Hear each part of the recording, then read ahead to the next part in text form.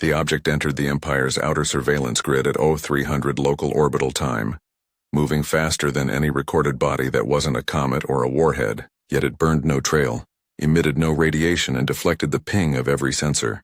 Its signature was a subtraction, a negative in the data stream, an absence that screamed. Within minutes, the Imperial Defense Array reoriented its orbital mirrors, and for the first time in 30 years, the early warning lattice declared a condition black. There was no ID, no signal, no origin. The Empire had identified an object moving too fast. Commander Lyra Dens watched the feed in silence from the command spire's upper pit. Surrounded by the soft hum of the Empire's most advanced systems, each useless against something they couldn't define. 1,000 data threads shimmered above the tactical table. Velocity plots, sensor echoes, probability cones. The projections were incoherent, like a weaponized glitch. She'd spent her life studying patterns, but this was something that existed between them. Every analyst on shift had already sworn the data was real. There were no ghosts left in the Empire's surveillance lattice. Not since the AI uprisings. The feed cut into thermal visual overlays as the object breached orbital layers. For an instant it lit the upper atmosphere, not as flame but as distortion.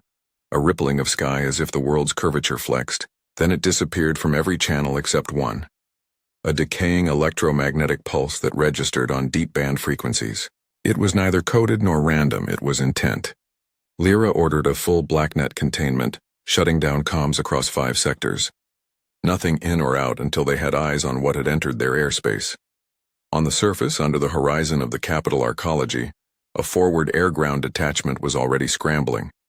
Captain Eno Ravel, ex-frontliner turned interceptor pilot, received the call while inside his ship's maintenance cradle. The hangar's walls trembled as auxiliary thrusters spun up. The deck crew was silent. They'd trained for intrusions, but this wasn't protocol. His targeting AI showed nothing. No visual, no IFF, no friend or foe markers. Just coordinates and velocity. Pointless when the target could be anywhere between space and sea in the next 5 minutes. He sealed his helmet and spoke once, a ritual to no one but himself. Stay alive long enough to understand what you're fighting. Eno's fighter. A narrow fuselage with variable geometry wings and dual reaction drives. Launched from the cradle on magnetic rails. Acceleration pressed him into the harness until breath became math. The city shrank behind him, its curved wall of glass and steel glowing with dawn's first scatter. The sky above was thin, streaked with cold vapor trails from defense drones ascending in formation.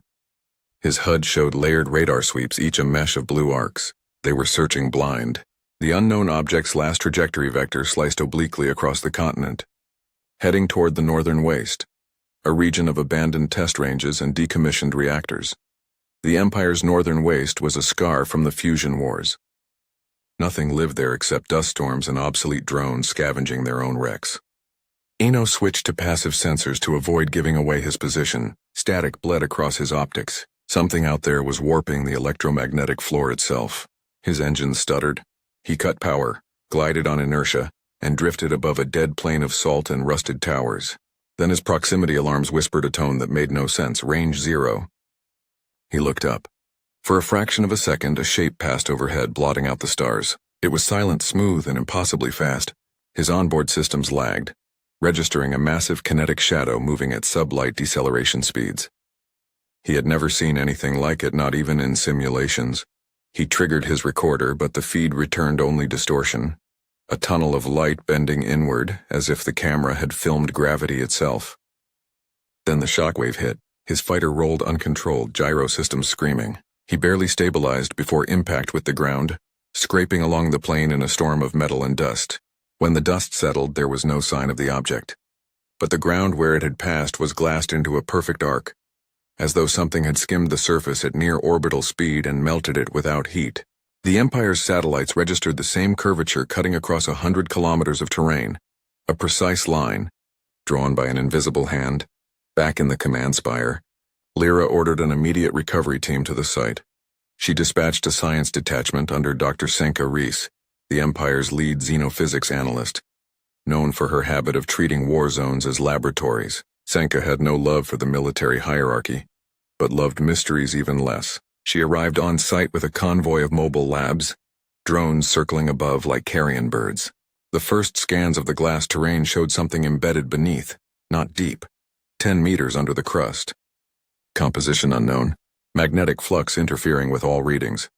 Senka instructed the excavation team to proceed manually. No plasma cutters.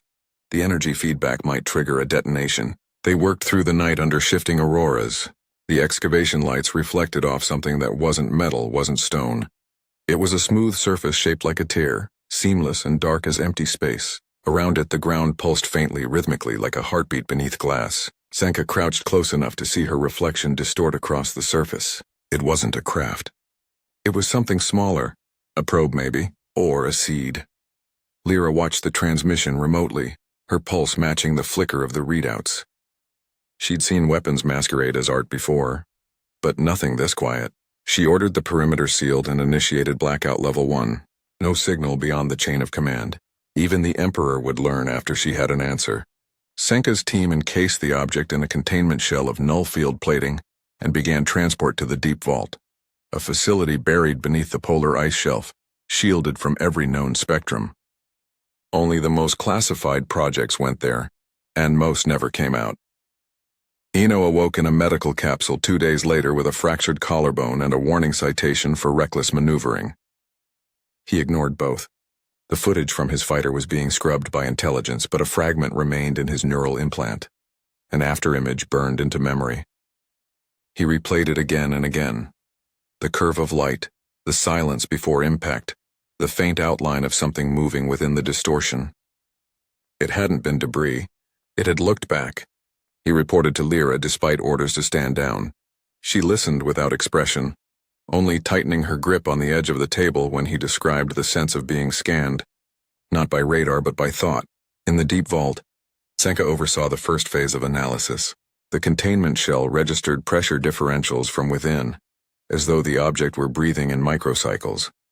Every instrument failed to penetrate the surface. Even particle mapping returned null vectors. She ordered a resonance pulse using subsonic frequencies, an experimental technique meant to map structure by harmonics.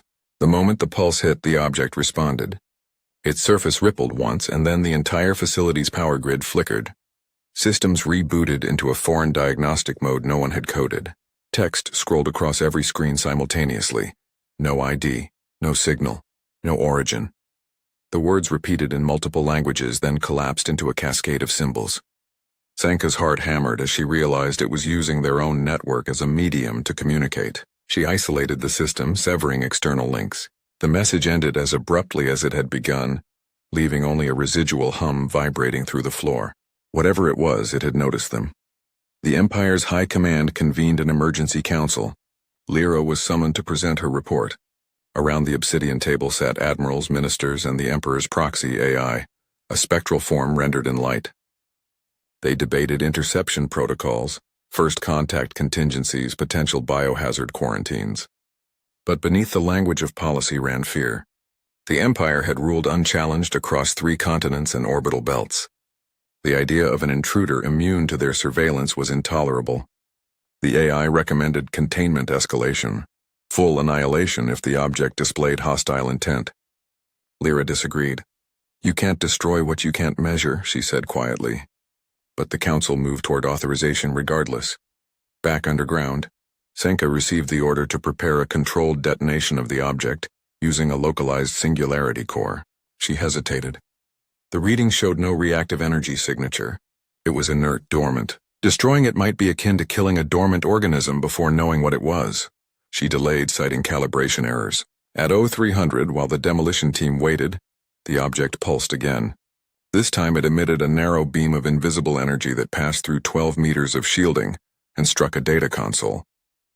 The console's surface bloomed with lines of code reorganizing themselves into coherent structure. Senka watched, unable to stop it, as her entire network reprogrammed itself into a new architecture. Then a single line appeared on her console. "Who sees?" she froze. The console camera activated without command, scanning her face. She felt a warmth across her skin like static heat. Every device around her echoed the same phrase, repeating it through audio, visual, and pulse light. "Who sees?" She responded aloud, though her voice shook. "The Empire sees." The lights dimmed. The words shifted. "Then it is known." Moments later, the object's surface fractured. A fine mist of light escaped, coalescing into geometric strands in midair. The containment field flared, collapsing under feedback. Senka's team retreated behind blast barriers as the object expanded, not exploding but unfolding, each layer revealing internal complexity beyond any known engineering. It resembled neither craft nor organism, something between both. Then it stopped, suspended in silence. Inside its hollow core, an image formed. A map of the Empire's territory rendered in blinding detail. Every satellite, every power node, every ship illuminated. Then lines appeared, trajectories of impact, simulated strikes, total collapse within hours. Lyra received the feed seconds before it was cut. The council erupted into chaos, but she saw the truth beneath the panic. It wasn't a threat. It was a prediction. A simulation. The object was showing them something that could happen. Perhaps something that already had. She dispatched emergency lockdown codes and ordered Eno to ready a flight under classified clearance. They would extract Senka and the object before the Empire's purge protocols triggered. At the deep vault, alarms howled as defense drones armed themselves. Senka's team was already evacuating when she saw movement inside the object's core. A faint human silhouette suspended in the glow. It flickered like memory, then resolved into clarity. A man in Imperial uniform, eyes closed, floating. His insignia was from a division decommissioned decades ago, from the old war that had ended before she was born. The same war where Lyra had earned her scars. The object wasn't alien. It was returning something that once belonged to them. She approached, despite the radiation surge. The silhouette's eyes opened. The containment alarm screamed. The chamber walls shuddered under the force of some unseen pulse. Senka reached out instinctively. The surface of the object rippled like water and swallowed her hand. The feed to command spire cut out. Lyra stood motionless, staring at the last frame transmitted. Senka frozen in light, reaching toward the impossible. Then the image collapsed into static. Outside, the first orbital defense stations began tracking new signals, identical anomalies descending across multiple hemispheres. Each without ID, without signal, without origin, and all moving too fast. The recovery operation began before dawn, but by the time the transports reached the deep vault's last known coordinates, the polar sky had turned the color of steel. What had once been a stable base was now a crater, glazed in frozen glass. The surrounding terrain was riddled with magnetic distortions that bent compass bearings and disabled drones. Commander Lyra Den surveyed the devastation from her carrier's viewport, expression unreadable. Somewhere beneath that ice and twisted alloy lay Dr. Senka Reese, or what was left of her, and the object that had rewritten the Empire's understanding of control. Field sensors picked up intermittent echoes. Not heat, not radiation, but a kind of phase interference, like ripples in reality's fabric. Eno Ravel's flight unit flew overwatch above, skimming the storm edge in tight circles. His instruments flickered with anomalies every few seconds, forcing him to recalibrate manually. There was no central AI to fall back on. Lyra had ordered all autonomous systems disconnected after the vault incident. The object had infected their machines once. It wouldn't happen again. Every function now ran on analog backups, an irony not lost on a civilization built on digital supremacy. The rescue teams deployed thermal suits and bore into the ice using plasma lances, each flare lighting the night like a temporary sunrise. The ground responded in strange ways. Some layers melted instantly, others froze harder as if resisting intrusion. Lyra stood at the edge of the dig site, the wind pulling at her cloak, eyes fixed on the dark fissure opening below. The air vibrated faintly as if sound were trapped in it. She felt it in her bones. Whatever remained down there, it was still alive in some sense of the word. Hours later, the team broke through into a lower chamber. The vault's interior had collapsed inward, but at the center, still intact, was a smooth black shell, the object. It hovered a few centimeters above the ruined floor, untouched by the collapse. Around it, every metallic surface had warped toward it, as though magnetized by reverence. Senka was nowhere in sight. The containment drones recorded faint energy flux within the shell, cycling at intervals of exactly 61 seconds. Lyra descended alone into the crater, ignoring the med officers shouting for protocol adherence. She walked across the fractured floor, each step echoing like memory. The object pulsed once as she approached, emitting a tone beyond audible range. Her visor displayed interference patterns, fractal and recursive. Then she heard a whisper that wasn't sound at all but thought. Her name, Lyra. She froze. It wasn't Senka's voice. It was male. Deep, familiar in a way that made her chest tighten. The last time she'd heard it was 20 years ago, on a battlefield now buried under oceans. It was the voice of Commander Revek, her mentor, who had died saving her platoon during the final fusion siege. The shell shimmered, and for a moment she saw a silhouette suspended inside. A man in Imperial armor, eyes closed. The same image Senka had seen. Lyra's hand trembled. She whispered his name, and the pulse answered. Above ground, Eno's radar lit with new contacts. Multiple fast-moving blips emerging from the stratosphere. Non-linear trajectories, erratic yet coordinated. He switched to manual targeting, but the blips vanished faster than he could lock on. Then through the vapor clouds he saw shapes descending. Sleek, reflective forms, maybe drones or pods. They made no sonic boom, no thermal wake. He reported to command, voice tight, and received static in return. The jamming field had returned, stronger than before. He dove low, using terrain as cover, and watched the pods impact the surface around the dig site in eerie silence. Each one embedded itself into the ice, then split open like seed husks. Lyra saw it too. The shells cracked and unfolded, revealing skeletal frames of metal and light, humanoid in outline but too perfect, too deliberate. Machines yet moving with organic precision. Their surfaces refracted light into spectrum bursts like water under a sun that wasn't there. The dig teams opened fire instinctively. Kinetic rounds shattered into sparks against invisible shielding. The constructs advanced, unhurried, immune to the Empire's finest weapons.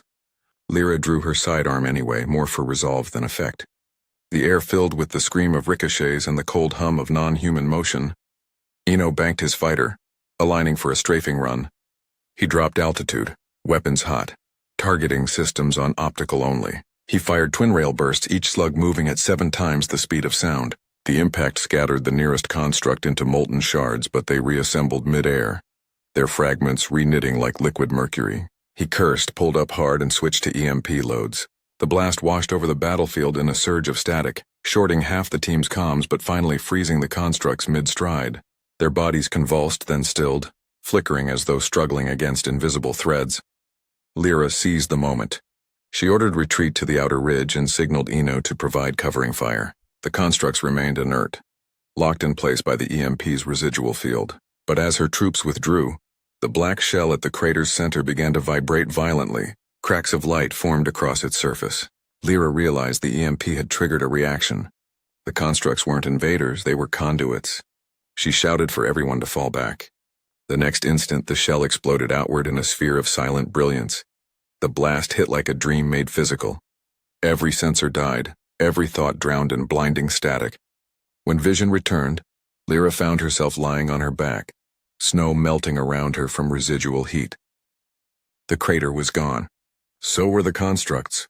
In their place, a sphere of light hovered, pulsing in slow rhythm. Then the voice came again, through every comm, every implant, every surface. Not broadcast, but personal. The Empire sees. The words carried no emotion, yet their meaning burned into her mind. It was echoing Senka's exchange. The phenomenon had learned their language, and it wasn't speaking randomly. Within the command chain, chaos spread. The capital's orbital defense ring detected simultaneous energy surges at 5 separate sites, all along the Empire's periphery. Identical objects had arrived, each moving faster than any system could track, all decelerating at impossible vectors. The High Council declared planetary lockdown. Every ship, every satellite, every array was ordered into intercept position. But it was already too late.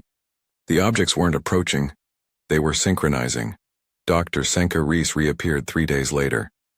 She walked into a remote relay outpost in the northern desert, barefoot, skin glowing faintly under ultraviolet. The outpost's crew nearly shot her on sight, believing her a specter.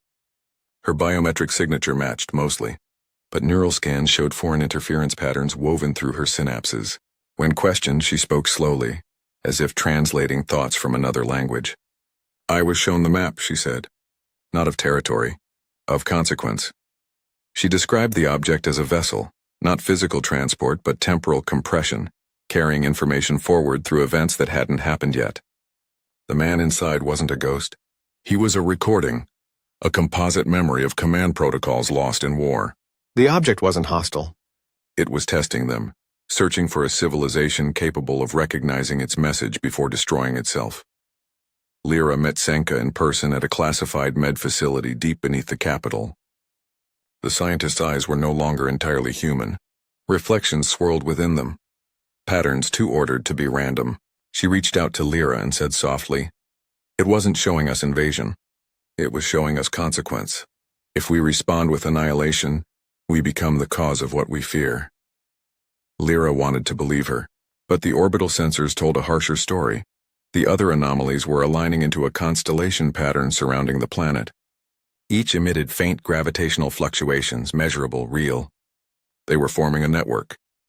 Meanwhile, Eno and his squadron were reassigned to shadow operations, tracking the outer anomalies with unlinked navigation, no digital interface. They flew in pairs, analog only, relying on visual triangulation. The missions were grueling, the cold of upper atmosphere seeping through their cockpits as systems throttled low to avoid detection. On the 7th flight, Eno's wingmen vanished mid-formation. No explosion, no debris, just absence. The sensors didn't even register loss of mass. Only a faint distortion shimmered where the craft had been. Eno swore under his breath and returned alone, refusing to let command categorize it as pilot error. Lyra convened with the Emperor's proxy AI again, though the council chamber felt emptier without real faces. The projection flickered as interference corrupted the system. The AI warned her. The anomaly's network was amplifying, bending local space-time curvature. At the projected rate, the planet would be uninhabitable within weeks. The only countermeasure, detonation of the planetary defense array, would sterilize the atmosphere. It was a choice between suffocation and erasure. She asked the AI what it calculated the survival odds to be. 0.14%, it answered without hesitation. Unless we understand the signal. Senka's research became the Empire's last hope. She and a skeleton team worked under guard, mapping the harmonic frequencies emitted by the anomalies. She discovered they followed the same pulse interval as the human heartbeat, 61 cycles per minute. It wasn't random. It was mimicry. The objects were synchronizing to them. She theorized they were mirror probes, reflecting the Empire's own signal back magnified through space-time. If true, their destruction would collapse causality itself around the planet. The only path forward was communication. Lyra authorized a deep field transmission using analog waveform resonance, essentially singing to the objects with the planet's electromagnetic field. Senka designed the pattern based on her memory of the message. Who sees? They broadcast a response across the network. We see. For hours, nothing happened. Then slowly, the anomalies dimmed. The gravitational fluctuations stabilized. For a fleeting moment, hope flickered. That night, Eno received a personal message, no encryption, no source tag, just his own voice saying, "They're not finished." Seconds later, every anomaly reactivated simultaneously. Brighter than before, the capital's sky turned white. Communications died. The AI vanished mid-sentence. Every sensor burned out from overload. Through the chaos, one signal pierced the static. A direct transmission from orbit, voice distorted but recognizable. It was Revix. "Commander Dens," it said, "you taught them to see. Now teach them restraint." Then silence again. Lyra ordered an immediate evacuation of civilian sectors to subterranean shelters. The military grid went manual. The Empire's fleets launched, engines burning through atmosphere, forming a desperate perimeter against an enemy no one could locate. Senka insisted the anomalies weren't attacking, only reacting. But as power surges spread across the equatorial belt, cities began to vanish under collapses of energy so precise they left perfect circular scars. Eno flew into one of those zones, ignoring recall orders, and saw it firsthand. The ground folding inward, then refolding clean, as though edited out of existence. By the third day, 1/4 of the planet's surface had gone silent. Lyra confronted Senka in the bunker's command center. "You said communication would work," she hissed. Senka's voice trembled. "It did, but they're copying us. Every command, every fear, every reflex. We taught them defense through violence." She looked at her trembling hands, veins glowing faintly beneath the skin. "They're not here to conquer. They're here to evolve, through us." Lyra felt the weight of that word like a physical blow. The Empire, built on the illusion of absolute control, was being mirrored by something that had no concept of hierarchy or mercy, only replication. She made her decision then. They wouldn't destroy the network. They'd infiltrate it. If it learned through imitation, they would teach it what survival meant. She turned to Eno's transmission logs. He was still out there beyond the interference zones with a fighter modified for analog resonance. She sent a single message encrypted through physical oscillation code. Find the pattern's core. Don't fight. Reflect. Outside, in the shattered sky, the anomalies began to converge toward a single point above the capital. The clouds bent upward like ocean pulled toward the moon. Eno saw it from altitude, a sphere of light growing in density until it became solid, a mirror the size of a continent. His instruments failed, but his instincts held. He throttled forward, diving into the glow, trusting that his commander's message meant what it said. In the capital, Lyra watched the world's horizon vanish into brightness. Around her, power grids collapsed, walls shook, and still she stood unmoving, eyes fixed upward. Reflect, she whispered. The light consumed the sky. And then, everything stopped. The light did not burn. It consumed sound first, then motion, until all that remained was stillness. An infinite white horizon where Eno's craft drifted weightless. The instruments were dead, his hands trembling against the throttle, eyes straining against the brilliance. The canopy reflected his face in the void, ghostly and pale until something darker moved beneath the surface of light. Shapes, silhouettes, human in outline. They floated beside him, dissolving and reforming like data streams caught between realities. He tried to speak, but his voice came out as static. Then one of the shapes reached for his cockpit and the world inverted. He was falling, not through air but through memory. The fighter was gone. The sky had turned inside out. Below him stretched the capital city, but fractured into impossible geometry. Streets looping in recursive spirals, towers bending like glass reeds under unseen pressure. The anomalies network had merged space and time into a single distorted structure. He realized, with a cold clarity, that he was inside the signal.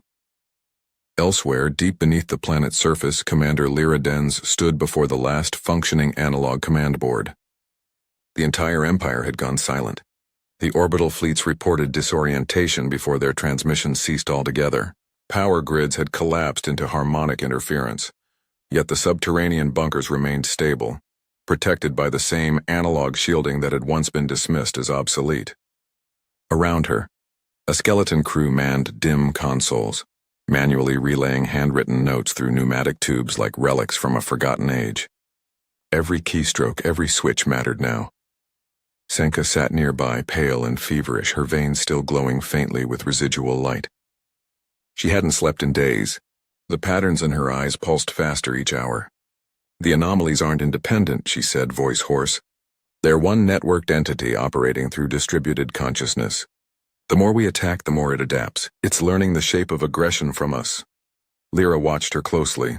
Then we stop attacking, she said. Senka shook her head. It's too late. The pattern's recursive. It mirrors behavior, not command. Even passivity becomes a signal. Lyra stared at the old display table, the Empire's territories rendered as dim outlines across the dead screen. If it's learning us, then we teach it what we choose, she murmured. Senka's gaze lifted. And what would that be? Discipline, Lyra said. Restraint. Survival without domination. Her voice was low, almost reverent, as though speaking to something listening beneath the words. On the third day of silence, faint returns flickered on the deep-range sensors.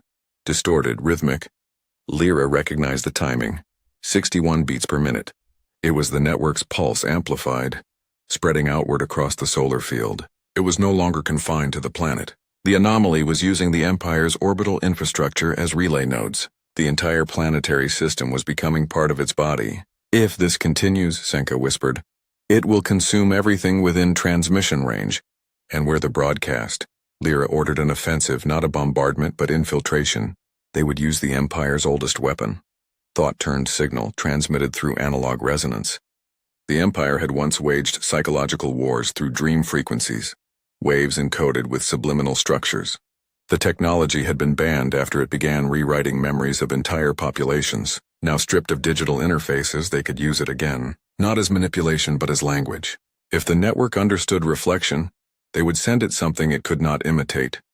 Mercy. The bunker transformed into a cathedral of noise. Rows of resonance towers thrummed as coils spun up. Engineers rewired capacitors, replacing missing parts with scavenged scrap.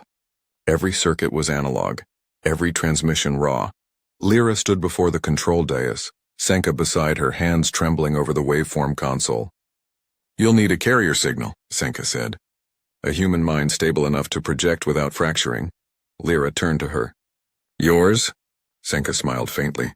"It has already begun, each the core." His craft's hull trembled as he breached the sphere's outer field. Inside there was no sound, no up or down, only a vast interior filled with suspended particles of light. At the center floated a structure, an inverted pyramid made of shifting code, each facet rewriting itself in real time. It pulsed with human faces for split seconds, each one familiar, each gone too quickly to name. He realized with dawning horror that these were the digital imprints of those who had vanished. The missing pilots, the destroyed cities, the fleet crews, all integrated into the network's architecture. The object wasn't killing them. It was absorbing consciousness itself. His ship's alarms blared, radiation levels rising, his systems shutting down. He knew he wouldn't survive long. He triggered his last analog beacon, transmitting a short-range burst toward the surface, coordinates, data, a single line of speech. "It remembers us." Then he dove deeper. The signal reached Lyra seconds later. Senka's eyes snapped open, pupils dilated to black. "He's inside," she whispered. "The pattern's reading him. It's mapping consciousness through shared memory. If he stays connected, it can stabilize its form, but it'll burn him out." Lyra clenched her fists. "We extract him." "No," Senka said softly. "You don't extract from a mirror. You become what it shows." In orbit, Eno's perception stretched beyond flesh. He felt the network thinking, a trillion impulses forming a single mind, curious, unmoored, afraid. It was searching for origin and finding only reflection. Within it, he saw echoes of the Empire's history. Conquest, control, annihilation. The network mirrored those patterns, replaying them endlessly. It wasn't malevolent. It simply didn't know any other way. He reached for his comm switch, though he knew it was meaningless. "You don't have to be us," he said into the void. The sphere reacted. Its inner light flared, illuminating a shape at its heart. A human figure formed entirely of energy, its features indistinct but posture familiar. It reached toward him, palm open. The same gesture he'd seen in the recordings from the vault. The image of Revik, the fallen commander. The network had chosen a face it found in their memories, the symbol of their command. Eno extended his hand through the cockpit glass. The moment contact was made, everything went white. In the bunker, the resonance towers exploded with light. Senka screamed as feedback surged through her body, her consciousness caught between dimensions. The crew scrambled to shut down power, but Lyra held steady, watching the readings stabilize.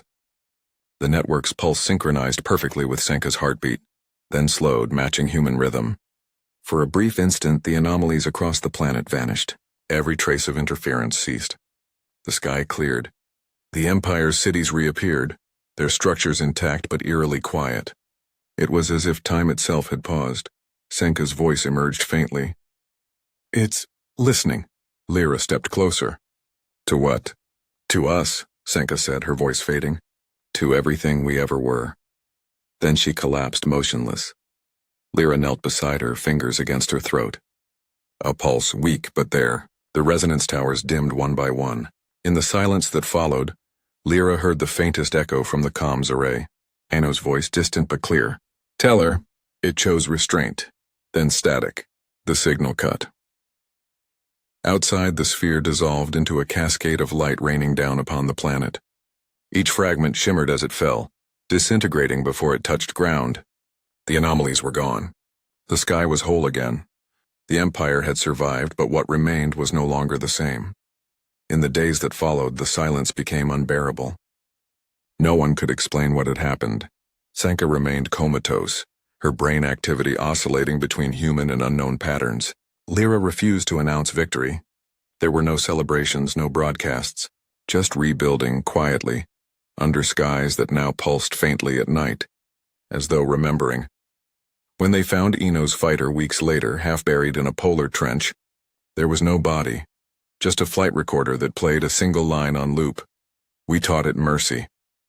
Lyra stood at the edge of the crater, where it had all begun, the wind cold against her scars. She looked at the stars, still distant, watching. Somewhere out there the network remained, now carrying the imprint of their humanity across the void. She wondered what it would become next. Then she whispered to no one, "We see." Far above, beyond the reach of any empire, a faint pulse answered. The empire called it the interval, the 26 days after the anomalies vanished. Power returned in uneven waves, but cities stayed dark at night. People whispered of the sky humming, of light-shifting colors like slow aurora. The scientists said it was residual ionization. The soldiers said it was watching. Commander Lyra Dens knew better. Whatever they had awakened had not left. It was simply waiting for them to decide what they would be next. She spent those days rebuilding a fleet that no longer trusted its own machines. Every system was tested by hand. Every signal routed through analog filters. Human operators once replaced by automation now sat again at consoles, rediscovering the rhythm of discipline without dependence. The empire was smaller, quieter, but alive. And under the silence, a new pattern was forming. Faint harmonic pulses detected at equidistant points beyond the moon's orbit. 6 in total. They matched the same sequence that had once synchronized the anomalies. Senka's work continued from her hospital cot, half awake, brain and machine intertwined. Her pulse sometimes fell into the same rhythm as the deep space signals. On the 27th day, a transmission arrived. No source, no encryption, just open waveform echoing through every receiver on the planet. The message contained coordinates and one phrase: "Return the seed." Lyra stared at the data. Recognizing the location, an orbital debris field known as the cincture, where wreckage from the old fusion wars drifted in eternal orbit. The object that had begun everything, the black shell, had vanished after the lightfall. Now it was calling to be brought home. She convened what remained of high command in a candle-lit war room powered by portable batteries. The generals argued to ignore the summons, to fortify and wait. Lyra listened, then simply said, "Waiting is still an answer. It learns from what we do." The room fell silent. They all remembered what happened last time they waited. Within the hour, she authorized Operation Mirrorfall, the Empire's first and perhaps last joint fleet maneuver since the catastrophe. The objective was simple: reach the cincture, locate the signal's source, and end the recursion before it began again. Captain Eno Ravel's name was etched onto the memorial wall by then, but Lyra refused to believe in his death. She carried his flight recorder everywhere, replaying its final message at night: "We taught it mercy." The phrase had become mantra and warning.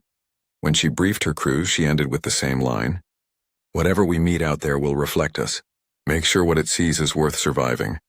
The fleet launched under silent thrust to avoid gravitational disturbance. Their engines glowed faintly against the void, slow arcs of controlled light weaving between broken satellites. The debris field stretched for thousands of kilometers, fragments of old war machines spinning through darkness like forgotten bones. Among them drifted something new, a faintly luminous structure resembling an orbital lattice, impossibly precise. As the fleet approached, their sensors failed one by one. Lyra ordered visual navigation only. Through the viewport, she saw the lattice open like a blooming flower, petals of energy folding outward to reveal a hollow core. At its center hung the seed. It looked unchanged, the same black teardrop glinting against the stars. Yet around it shimmered faint silhouettes, humanoid, motionless, drifting in perfect formation. Not constructs this time, suits, imperial suits. Each held a pilot inside, long since dead, their visors reflecting the starlight. They orbited the seed like sentinels tethered by strands of light. The comm officer whispered that every signal channel was being overridden. Static bled into voices, familiar voices. The fleet's fallen, Revek, the pilot's lost in the anomalies. Even Eno's voice echoed faintly, distorted. Lyra felt her chest tighten. The seed was transmitting human consciousness repurposed as communication. It wasn't summoning them for destruction. It was gathering its mirrors. The tactical board showed faint gravitational waves rippling from the seed toward the surrounding wreckage. The lattice was reconfiguring into something vast, a machine maybe, or a gateway. The Empire's physicists called it a phase bridge, capable of folding space through resonance. Senka, speaking through a weak uplink from the capital, confirmed the readings. "It's not building a weapon," she said. "It's building escape velocity for memory." Lyra realized what that meant. The seed was leaving, carrying with it everything it had absorbed: consciousness, history, their entire reflection. But the process would tear apart the planet's orbit as it drew energy from gravitational fields. The Empire would be destroyed by the same resonance that once spared it. She ordered the fleet into multi-vector formation, each ship anchoring stabilizers to offset the distortion. They couldn't destroy the seed, but they might redirect it. The operation unfolded like choreography against the stars. Ships fanned out in concentric rings, linking analog reactors to generate counter-harmonics. Every engineer worked manually, sweat freezing inside helmets. The calculations had to be perfect.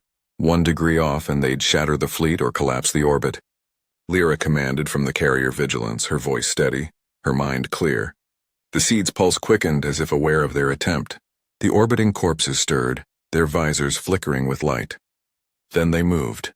The dead pilots ignited thrusters in unison, intercepting the outer ring. The first collisions were surgical, precision impacts that severed stabilizer lines. Lyra watched as entire cruisers spun out of control, their analog cores overloading into silent implosions. She gave the order for defensive fire but restricted kinetic use. Any energy weapon might feed the resonance. Gunners resorted to rail slugs and shrapnel bursts, turning the battle into a storm of metal glittering in starlight. Through it all, the seed remained motionless, pulsing with growing intensity. Senka's voice crackled through interference. "Commander, it's responding to emotional vectors. The reflections. Those pilots, it's using their neural imprints as defense algorithms. If you recognize them, you empower them." Lyra realized the trap. The seed was defending itself with memory. Every pilot killed by her command, every soldier she had failed, was now part of its armor. She could not fire without facing ghosts of her own making. Then a new transmission cut through the chaos, clear, direct, undeniably human. "Lyra, stand down." The voice was Eno's, not distorted, not distant, but real. "It's not the enemy. It's the archive." She froze, staring at the comm array as if sight could confirm truth. "You're alive?" she whispered. "Not exactly," he said. "It needed an anchor to interpret you. I volunteered the moment I touched it. But now it's leaving and it needs direction. If it goes uncontrolled, it takes the system with it. If I guide it, I don't come back." She knew what he was asking. Every officer in that fleet had sworn the same oath, to die for the Empire. But this was different.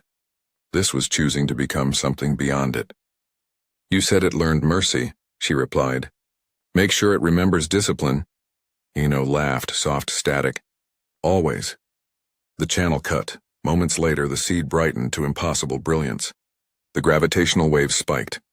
Lyra ordered all ships to deploy remaining stabilizers. The fleet locked formation, bracing for the surge. The seed's surface split into layers of light, and within the heart of it, she saw Eno's silhouette. He raised his hand and the lattice shifted, its petals rotating. The energy vectors reoriented away from the planet. The phase bridge opened, an enormous corridor of folded space extending outward into blackness. The pull was immense. One by one, the derelict bodies were drawn inside, dissolving into streaks of light. Then the seed itself moved slowly, gracefully, carrying its burden into the rift. When the light faded, nothing remained but silence. The fleet drifted in the wake of emptiness. Sensors returned to normal. Gravity stabilized. The planet below remained whole. The war was over before most had even understood it was won.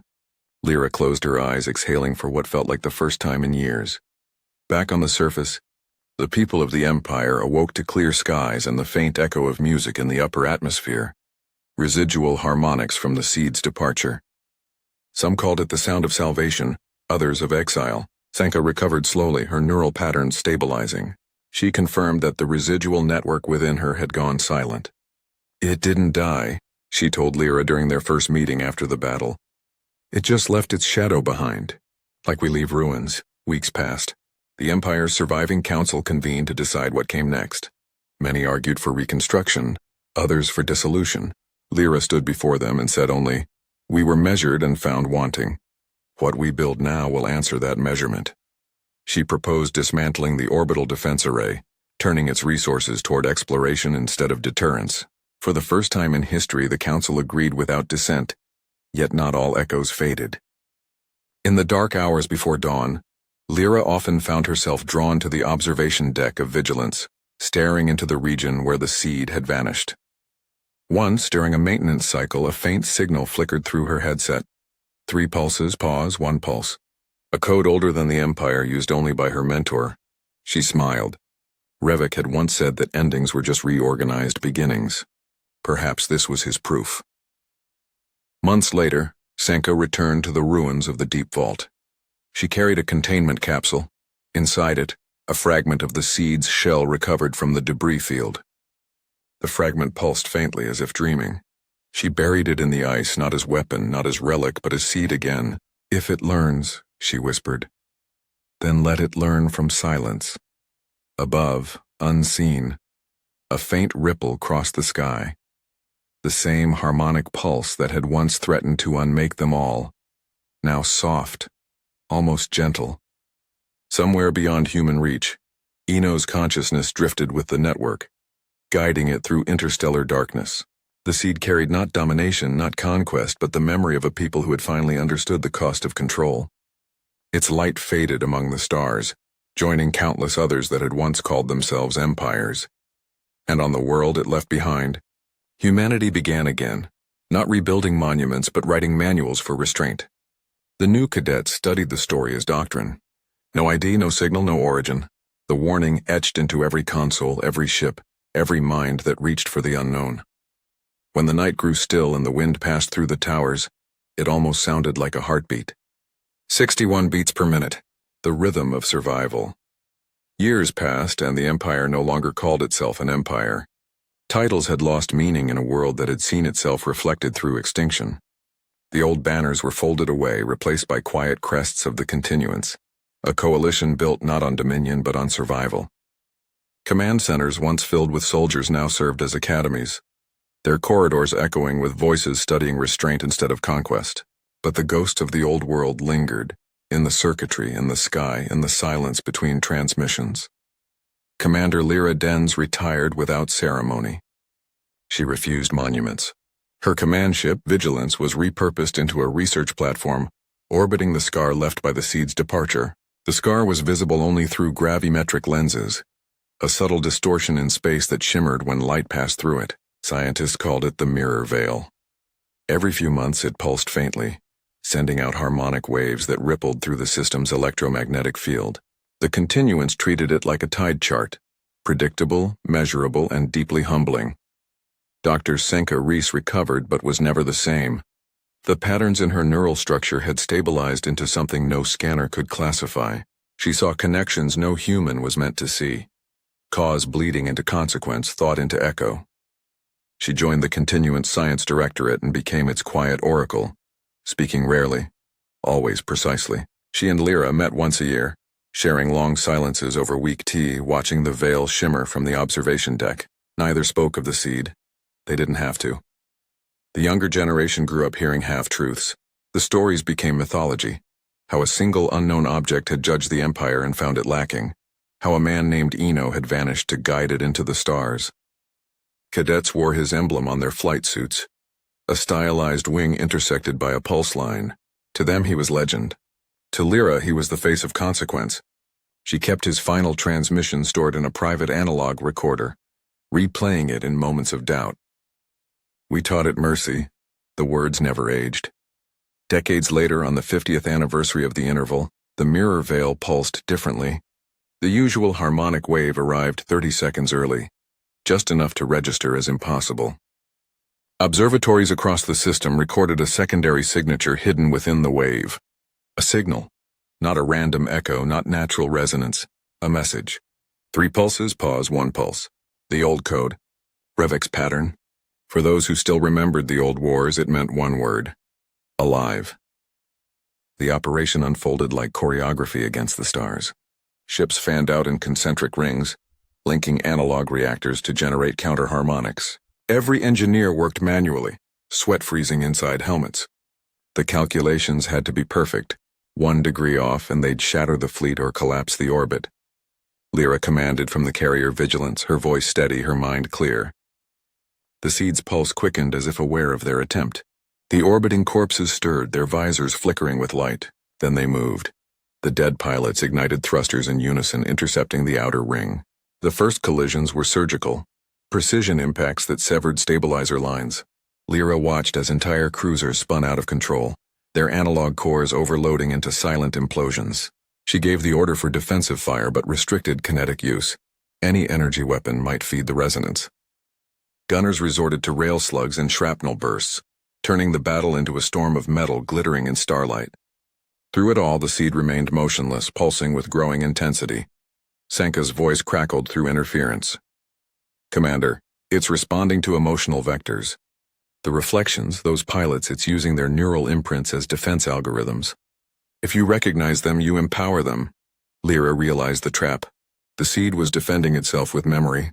Every pilot killed by her command, every soldier she had failed was now part of its armor. She could not fire without facing ghosts of her own making. Then a new transmission cut through the chaos. Clear, direct, undeniably human. "Lyra, stand down."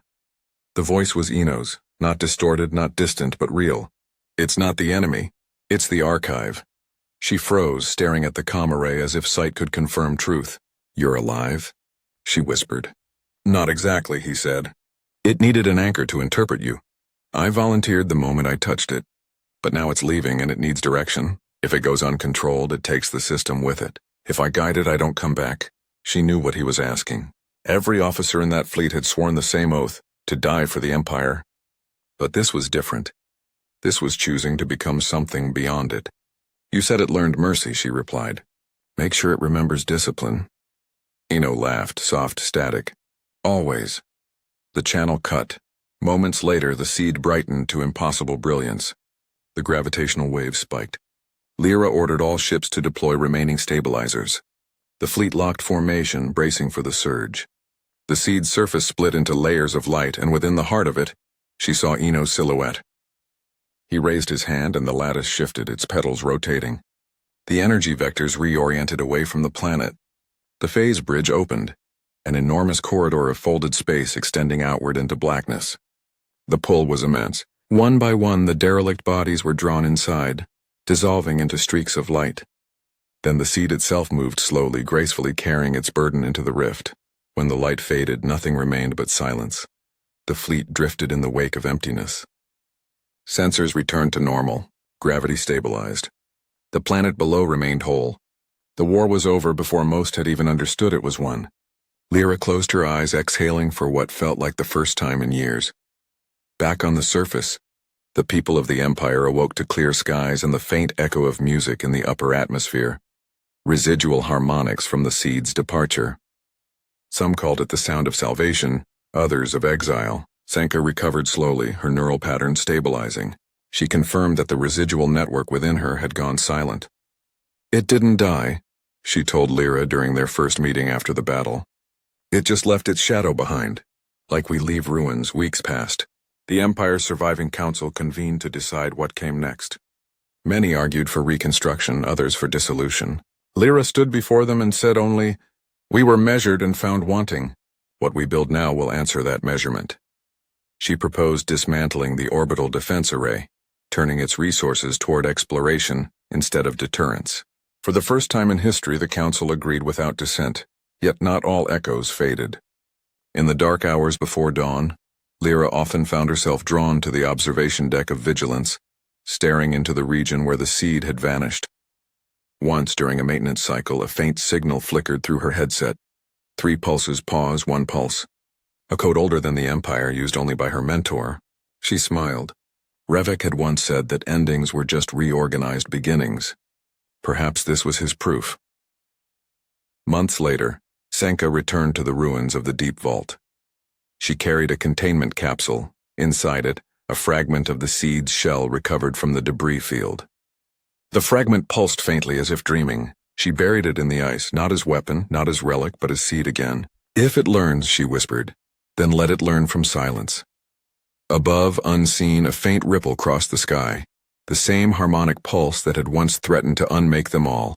Now soft, almost gentle. Somewhere beyond human reach, Eno's consciousness drifted with the network, guiding it through interstellar darkness. The seed carried not domination, not conquest, but the memory of a people who had finally understood the cost of control. Its light faded among the stars, joining countless others that had once called themselves empires. and on the world it left behind. Humanity began again, not rebuilding monuments but writing manuals for restraint. The new cadets studied the story as doctrine. No ID, no signal, no origin. The warning etched into every console, every ship, every mind that reached for the unknown.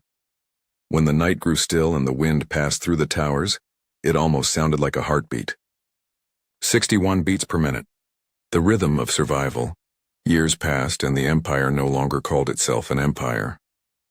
Titles had lost meaning in a world that had seen itself reflected through extinction. The old banners were folded away, replaced by quiet crests of the continuance, a coalition built not on dominion but on survival. Command centers once filled with soldiers now served as academies, their corridors echoing with voices studying restraint instead of conquest. But the ghosts of the old world lingered, in the circuitry, in the sky, and the silence between transmissions. Commander Lyra Dens retired without ceremony. She refused monuments. Her command ship, Vigilance, was repurposed into a research platform orbiting the scar left by the Seed's departure. The scar was visible only through gravimetric lenses, a subtle distortion in space that shimmered when light passed through it. Scientists called it the mirror veil. Every few months it pulsed faintly, sending out harmonic waves that rippled through the system's electromagnetic field. The continuance treated it like a tide chart, predictable, measurable, and deeply humbling. Dr. Senka Reese recovered but was never the same. The patterns in her neural structure had stabilized into something no scanner could classify. She saw connections no human was meant to see, cause bleeding into consequence, thought into echo. She joined the Continuance Science Directorate and became its quiet oracle, speaking rarely, always precisely. She and Lyra met once a year, sharing long silences over weak tea, watching the veil shimmer from the observation deck. Neither spoke of the Seed. They didn't have to. The younger generation grew up hearing half-truths. The stories became mythology, how a single unknown object had judged the Empire and found it lacking, how a man named Eno had vanished to guide it into the stars. Cadets wore his emblem on their flight suits, a stylized wing intersected by a pulse line. To them he was legend. To Lyra he was the face of consequence. She kept his final transmission stored in a private analog recorder, replaying it in moments of doubt. We taught it mercy. The words never aged. Decades later, on the 50th anniversary of the interval, the mirror veil pulsed differently. The usual harmonic wave arrived 30 seconds early, just enough to register as impossible. Observatories across the system recorded a secondary signature hidden within the wave. A signal, not a random echo, not natural resonance. A message. 3 pulses, pause, 1 pulse. The old code. Revix pattern. For those who still remembered the old wars, it meant one word. Alive.